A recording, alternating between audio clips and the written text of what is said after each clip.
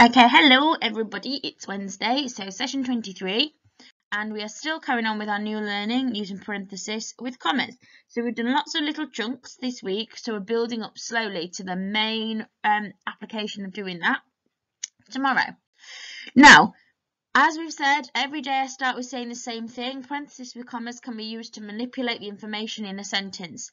The easiest way to think about using parentheses with commas is to actually, first of all, remember how we use fronted adverbials. So, same example, feeling anxious, comma, Bubba trudged on behind. We can manipulate those sentence sections so we can change it to become Bubba trudged on behind, comma, feeling anxious. Now, that's a fronted adverbial of manner, and yesterday you were given lots of main clauses, and you were asked to think of your own fronted adverbial and then think of then creating your use of parentheses at the end. Lots of you really relied on using fronted adverbials of manner, which is absolutely fine, but we have to remember that there are other forms as well. So manner is the easiest one, but there's also place, and there's also frequency, and there's also degree. So place, far ahead at the summit, comma, Spike stopped to look down on the sweltering town, becomes Spike stopped down to look down on the sweltering town, comma, far ahead at the summit. That should be a full stop there at the end. I am very sorry for that. You should be a full stop. Oh dear, turn you into a full stop. Done. Frequency, as usual, Spike led the way. Spike led the way, as usual. And degree, utterly miserable. Bubba stepped out on top of the tank. It becomes Bubba stepped out on the top of the tank, utterly miserable. So we remember that place is a fronted adverbial of where something is. Remember that frequency is a fronted adverbial of how often something happens. And degree shows us how much. So with this utterly miserable, it explains always the verb, which is stepped. As usual, explains the verb led. So fronted adverbials add information to the verb. So he stopped, which is the verb. There we go, far ahead at the summit.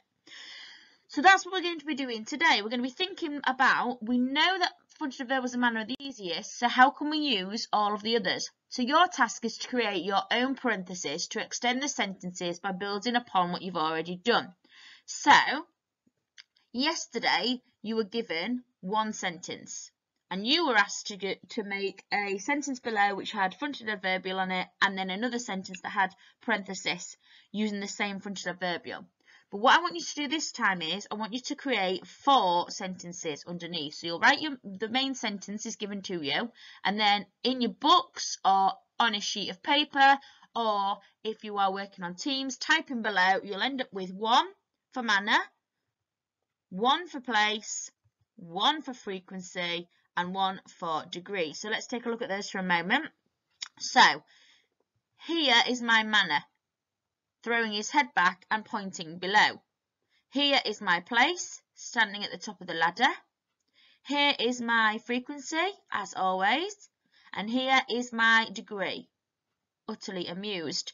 You will see that the main clause never changes. It's always Spike laughed. And that's what you're going to do today.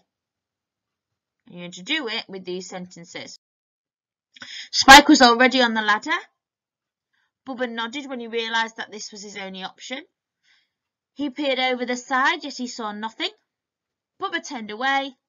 He shut the hatch with a thud. So in order to be successful in today's learning, you need to be thinking about these steps to success.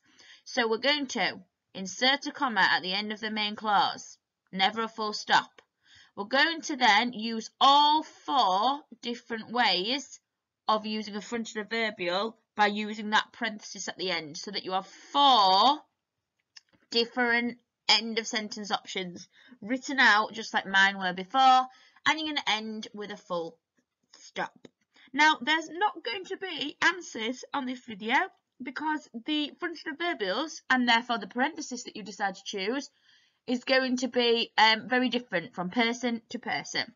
So it will be a case of us having a good look at them and seeing whether your punctuation is correct. So we will be marking your work against this up at the top. That's what we want to see that you're doing.